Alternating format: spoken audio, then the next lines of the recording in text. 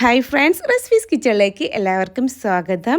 ഞാനിന്ന് വന്നിട്ടുള്ളത് സദ്യയിൽ ഒഴിച്ചുകൂടാൻ പറ്റാത്ത പുളിയിഞ്ചിയുടെ റെസിപ്പി ആയിട്ടാണ്. അത് വളരെ സിമ്പിളായിട്ടും അതുപോലെ നല്ല ടേസ്റ്റി ആയിട്ടാണ് കേട്ടോ നമ്മൾ തയ്യാറാക്കിയെടുക്കുന്നത്. അപ്പോൾ വീഡിയോ സ്കിപ്പ് ചെയ്യാണ്ട് കാണുക. അതുപോലെ വീഡിയോ കണ്ടുകൊണ്ടിരിക്കുമ്പോൾ ഇഷ്ടമാണെന്നുണ്ടെങ്കിൽ ആ ലൈക്ക് ബട്ടൺ ഒന്ന് ക്ലിക്ക് ചെയ്യാൻ മറക്കരുത്. ചാനൽ സബ്സ്ക്രൈബ് ചെയ്തിട്ടില്ല എന്നുണ്ടെങ്കിൽ ഒന്ന് സബ്സ്ക്രൈബ് ചെയ്ത് സപ്പോർട്ട് ചെയ്യാനും കൂടെ മറക്കരുത് കേട്ടോ. അപ്പോൾ എങ്ങനെയാണ് പുളിയിഞ്ചി തയ്യാറാക്കിയെടുക്കുന്നത് എന്നുള്ളത് നോക്കാം.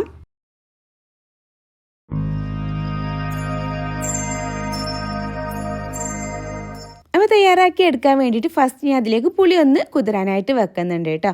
അപ്പോൾ ഞാൻ ഏകദേശം ഒരു പിടീൻ്റെ അടുത്ത് കണ്ടിട്ട് കേട്ടോ. അത് ഈ ഒരു ഇത്ര പോലെയുള്ളൊരു ഉണ്ടയാണ് എടുത്തിട്ടുള്ളത്. അത് കുരുവോട് കൂടിയിട്ട് ആയതുകൊണ്ടാട്ടോ ഞാൻ അത്ര അധികം എടുത്തിട്ടില്ല. എല്ലാന്നുണ്ടെങ്കിൽ അത്യാവശ്യം ഒരു നാരങ്ങൻ്റെ വലുപ്പത്തിലുള്ള ഒരു ഉണ്ട പുളി എടുത്താൽ മതി. അതിലേക്ക് കുറച്ച് ചൂടുള്ള വെള്ളം ഒഴിച്ച് കൊടുക്കുകയാണെന്നുണ്ടെങ്കിൽ നമുക്ക് പെട്ടെന്ന് തന്നെ അങ്ങ് കുതിർന്ന് കിട്ടും കേട്ടോ. അപ്പോൾ ഏകദേശം ഞാൻ ഒരു കപ്പോളം വെള്ളം അതിലേക്ക് ചൂടുവെള്ളം ഒഴിച്ച് കൊടുത്തിട്ടുണ്ട്. എന്നിട്ട് നല്ല പോലെ മിക്സ് ചെയ്തെടുത്ത് കുറച്ചങ്ങ് കഴിയുമ്പോഴേക്കും തന്നെ അത് പെട്ടെന്ന് അങ്ങ് കുതിർന്നിട്ട് വരും കേട്ടോ. എന്നിട്ട് നല്ല പോലെ പിഴിഞ്ഞിട്ട് അങ്ങ് മാറ്റി വെച്ചാൽ മതി. അതിൻ്റെ ആ വേസ്റ്റൊക്കെ ഒന്ന് മാറ്റിയിട്ട് വെള്ളം മാത്രമാക്കിയിട്ട് അരിച്ചെടുത്താൽ മതിയേ. അപ്പോൾ ഇനി തയ്യാറാക്കി എടുക്കാൻ വേണ്ടിയിട്ട് ഞാനിവിടെ ഒരു മൺചട്ടി ആട്ടോ എടുത്തിട്ടുള്ളത്. അതൊന്ന് ചൂടാക്കി എടുത്തിട്ടുണ്ട്. അതിലേക്ക് നമുക്ക് 2 ടേബിൾ സ്പൂണോളം വെളിച്ചെണ്ണ കേട്ടോ. വെളിച്ചെണ്ണയിലാണ് ഞാൻ അത് ചെയ്തെടുക്കുന്നത്. 2 ടേബിൾ സ്പൂണോളം വെളിച്ചെണ്ണ അങ്ങ് ഒഴിച്ച് കൊടുക്കുകയാണേ.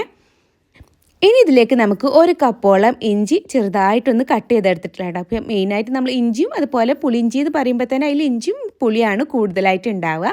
അപ്പോൾ 1 കപ്പോളം ഇഞ്ചി ഞാൻ ചെറുതായിട്ടൊന്ന് കട്ട് ചെയ്തെടുത്തിട്ടുണ്ട്. നല്ല കുഞ്ഞാക്കിയിട്ട് തന്നെ കട്ട് ചെയ്തെടുക്കണം കേട്ടോ. അപ്പോൾ അതങ്ങ് ഇട്ട് കൊടുത്തിട്ടുണ്ട്. എന്നിട്ട് നമുക്കിത് നല്ല പോലെ റോസ്റ്റ് ചെയ്തെടുക്കണം. നന്നായിട്ട് വഴറ്റിയിട്ട് എടുക്കണം കേട്ടോ. ഒരു ഗോൾഡൻ ബ്രൗൺ കളറാകുന്ന വരെ ഇത് വഴറ്റിയിട്ട് എടുക്കണേ. അപ്പോൾ ഇതുപോലെ കൈവിടാണ്ട് ഇങ്ങനെ മിക്സ് ചെയ്തുകൊണ്ടിരുന്നാൽ മതി കേട്ടോ. അല്ലാന്നുണ്ടെങ്കിൽ ലാസ്റ്റിൽ നമ്മൾ ആ ഒരു ഇഞ്ചി ഇങ്ങനെ പച്ചക്ക് കഴിക്കുമ്പോൾ അതിനൊരു കയ്പ്പ് ടേസ്റ്റ് ഇങ്ങനെ വരുമല്ലോ. അപ്പോൾ ആ ഒരു ടേസ്റ്റ് ഉണ്ടാവും, ഒരു ചമർപ്പ് പോലെ വരും. അപ്പോൾ അതില്ലാണ്ടിരിക്കണം എന്നുണ്ടെങ്കിൽ നമ്മൾ നന്നായിട്ട് ഇത് റോസ്റ്റ് ചെയ്തെടുക്കണേ. അത് ഏകദേശം ഒന്നിങ്ങനെ ആയി വന്നു എന്ന് കണ്ടാൽ, ഈ ഒരു രീതിക്കായി വന്നു എന്ന് കണ്ടാൽ പിന്നെ നമ്മളിതിലേക്ക് ആഡ് ചെയ്ത് കൊടുക്കുന്നത് ഒരു 8ഓളം ചെറിയ ഉള്ളി ഞാനൊന്ന് ചെറുതായി കട്ട് ചെയ്തെടുത്തിട്ടുണ്ട് കേട്ടോ. അതും കൂടി അങ്ങ് ഇട്ട് കൊടുക്കുകയാണ്. അതിൻ്റെ കൂടെ തന്നെ നമുക്ക് 2 പച്ചമുളക് ഞാനിതുപോലെ റൗണ്ട് ചെയ്തിട്ടൊന്ന് കട്ട് ചെയ്തെടുത്തിട്ടുണ്ട് കേട്ടോ. അതും കൂടി അങ്ങ് ഇട്ട് കൊടുക്കുകയാണ്. എന്നിട്ട് അതെല്ലാം കൂടി നല്ല പോലെ റോസ്റ്റ് ചെയ്തെടുക്കുക കേട്ടോ. ഗോൾഡൻ ബ്രൗൺ കളറാവുന്നത് വരെ നല്ല പോലെ റോസ്റ്റ് ചെയ്തെടുക്കണേ. അതുപോലെ നമ്മുടെ വീഡിയോ നിങ്ങൾക്ക് ഇഷ്ടമാണെന്നുണ്ടെങ്കിൽ ഒന്ന് ലൈക്ക് ചെയ്യാൻ, നിങ്ങളുടെ ഫ്രണ്ട്സ് റിലേറ്റീവ്സായിട്ടൊക്കെ ഒന്ന് ഷെയർ ചെയ്യാനും കൂടെ മറക്കരുത്. ഇപ്പോൾ അതാ ഇഞ്ചിയൊക്കെ ഏകദേശം നല്ല പോലെ റോസ്റ്റായിട്ട് വന്നിട്ടുണ്ട്. കണ്ടില്ല, അതിൻ്റെ ഒരു കളറ് ഒരു ഗോൾഡൻ ബ്രൗൺ കളറായി വന്നിട്ടുണ്ട്. ഇതിലേക്ക് ഈ ഒരു ടൈമിൽ നമുക്ക് കുറച്ച് ഇൻഗ്രീഡിയൻസും കൂടെ ആഡ് ചെയ്ത് കൊടുക്കാനുണ്ട്. അപ്പോൾ അതാ ഞാൻ ഒരു 2 തണ്ടോളം കറിവേപ്പിൻ്റെ ഇട്ട്, 2-3 തണ്ടായാലും കുഴപ്പമൊന്നുമില്ല. 2 തണ്ടോളം കറിവേപ്പിൻ്റെ ഇട്ട് കൊടുത്തിട്ടുണ്ട്. അതിൻ്റെ കൂടെ തന്നെ ഒരു 2 വറ്റൽമുളക് ഒന്ന് കട്ട് ചെയ്തെടുത്തിട്ടുള്ളതാണ്. അതും കൂടി അങ്ങ് ഇട്ട് കൊടുക്കുന്നുണ്ട് കേട്ടോ. ഇത് ഈ ഒരു ടൈമിൽ ആഡ് ചെയ്ത് കൊടുത്താൽ നമുക്ക് അതിൻ്റെ ആ ഒരു കളറും ഒന്നും വല്ലാണ്ട് അങ്ങ് ഡാർക്കായി പോകില്ല. അല്ല ഫസ്റ്റ് തന്നെ നമ്മൾ ഇട്ട് കൊടുക്കുകയെന്നുണ്ടെങ്കിൽ ആ ഒരു കറിവേപ്പിൻ്റെ ഒക്കെ തന്നെ പൊടിഞ്ഞു പോവുകയും ചെയ്യും. അതുപോലെ തന്നെ മുളകിൻ്റെ കളർ, വറ്റൽമുളകിൻ്റെ കളറൊക്കെ അങ്ങ് മാറിപ്പോവുകയും ചെയ്യും കേട്ടോ. അതുകൊണ്ടാണ് അങ്ങനെ ചെയ്തെടുത്തിട്ടുള്ളത്. അപ്പോൾ അതെല്ലാം കൂടെ ഒന്ന് റോസ്റ്റ് ചെയ്തെടുത്തതിന് ശേഷം ഇനി അതിലേക്ക് നമുക്ക് 1 ടീസ്പൂണോളം മുളക് പൊടി ആയിട്ട് ആഡ് ചെയ്ത് കൊടുത്തിട്ടുള്ളത്. അതുപോലെ തന്നെ ഒരു 1/2 ടീസ്പൂണോളം മഞ്ഞൾപ്പൊടി ആഡ് ചെയ്ത് കൊടുത്തിട്ടുണ്ട്. എന്നിട്ട് എല്ലാം കൂടെ പെട്ടെന്ന് തന്നെ അങ്ങ് വഴറ്റിയിട്ട് എടുക്കുക കേട്ടോ. അതിൻ്റെ ആ കളറ് ചേഞ്ച് ആവുന്നതിന് മുമ്പ് തന്നെ വേഗം നമ്മൾ ഒന്ന് വഴറ്റിയിട്ട് എടുക്കാം.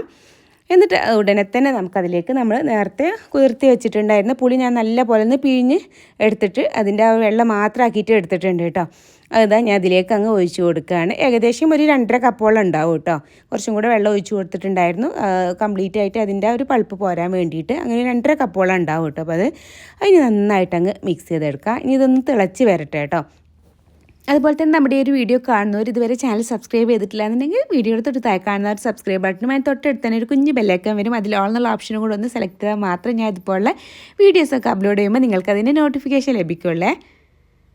ഇനി ഇതിലേക്ക് നമുക്ക് ശർക്കരയാണ്. ഏകദേശം ഒരു 125 ഗ്രാമോളം ശർക്കര ഞാനിവിടെ എടുത്തിട്ടുണ്ട്. ഈ ഒരു പീസ് ഏകദേശം അത്രത്തോളം വരുന്നുണ്ട്. അത് നമുക്കൊന്ന് പൊട്ടിച്ചിട്ട് ഇതുപോലെ ഒന്ന് പൊടിച്ചിട്ട് കൊടുക്കുകയാണെങ്കിൽ പെട്ടെന്ന് തന്നെ അങ്ങ് അലിഞ്ഞ് വരും കേട്ടോ. അല്ലാന്നുണ്ടെങ്കിൽ അതുപോലെ തന്നെ ഇട്ട് കൊടുത്താലും കുഴപ്പമില്ല. അതുപോലെ വേസ്റ്റ് എന്തെങ്കിലും ഉള്ള ശർക്കര എന്നുണ്ടെങ്കിൽ ഒന്ന് മെൽറ്റാക്കിയിട്ട് വേണം, വേസ്റ്റൊക്കെ ഒന്ന് അരിച്ചെടുത്തിട്ട് വേണം കേട്ടോ അതിലേക്ക് ആഡ് ചെയ്ത് കൊടുക്കാൻ.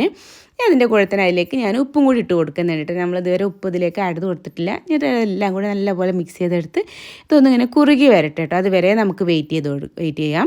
ഇനി നമുക്ക് നല്ല കൂടുതലായിട്ട് ശർക്കര വേണം എന്നുണ്ടെങ്കിൽ, മധുരം കൂടുതലായിട്ട് വേണമെന്നുണ്ടെങ്കിൽ നമുക്ക് ശർക്കര കുറച്ചും കൂടി അധികം ആഡ് ചെയ്ത് കൊടുക്കാം കേട്ടോ. ഇതിപ്പോൾ എരിവും പുളിയും മധുരമൊക്കെ ഏകദേശം ഒരേപോലെ നിൽക്കുന്ന ആ ഒരു രീതിയിലാട്ടോ ഞാനിത് നാക്കിയെടുക്കുന്നത്. ഇപ്പോൾ അത് ഏകദേശം ഇതിങ്ങനെ കുറുകി വന്നിട്ടുണ്ട് കണ്ടില്ലേ. ഇതിൻ്റെ ഒരു തിക്നെസ് ഈ ഒരു രീതിക്ക് വേണം നമ്മളിതൊന്ന് ആക്കിയെടുക്കാനായിട്ട്. എത്രത്തോളം ആക്കിയെടുക്കുക.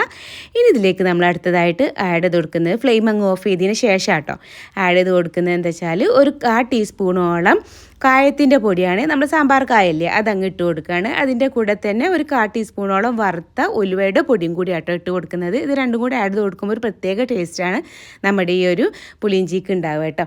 നന്നായിട്ട് അങ്ങ് മിക്സ് ചെയ്ത് കൊടുത്താൽ മതി. ചട്ടി ആയതുകൊണ്ടാണ് ഫ്ലെയിം ഓഫ് ചെയ്തിട്ട് ആ ഒരു ചൂടോട് കൂടിയിട്ട് പിന്നെയും തിളച്ചുകൊണ്ടിരിക്കുന്നത് കേട്ടോ.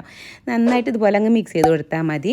അപ്പോൾ എത്രയേ ഉള്ളൂ നമ്മുടെ ഈ ഒരു പുളിയിഞ്ചി തയ്യാറാക്കി എടുക്കാനുള്ള ടൈം. വളരെ സിമ്പിളായിട്ട് പെട്ടെന്ന് തയ്യാറാക്കി എടുക്കാൻ പറ്റുന്നതാണ്. നല്ല ടേസ്റ്റാണ്. നല്ല പോലെ തണുത്ത് വന്നതിന് ശേഷം വേണം കേട്ടോ നമ്മളിത് കഴിക്കാൻ. ചൂടോട് കൂടി കഴിക്കുമ്പോഴേക്കാട്ടിലും തണുത്ത് വന്ന് ആ ഒരു ദിവസം പഴങ്ങിയിട്ടൊക്കെ ആകുമ്പോൾ ഒരു പ്രത്യേക ടേസ്റ്റാണ് കേട്ടോ. അപ്പോൾ നമുക്ക് കുറച്ച് ദിവസമൊക്കെ കേടുകൂടാണ്ട് നമുക്ക് ബോട്ടിലൊക്കെ ആക്കിയിട്ട് വെക്കുകയാണെങ്കിൽ കുറച്ച് ദിവസമൊക്കെ കേടുകൂടാണ്ട് ഇരിക്കുകയും ചെയ്യും കേട്ടോ. അപ്പോൾ എന്തായാലും എല്ലാവരും ഇതുപോലെ ഒന്ന് ട്രൈ ചെയ്ത് നോക്കണേ.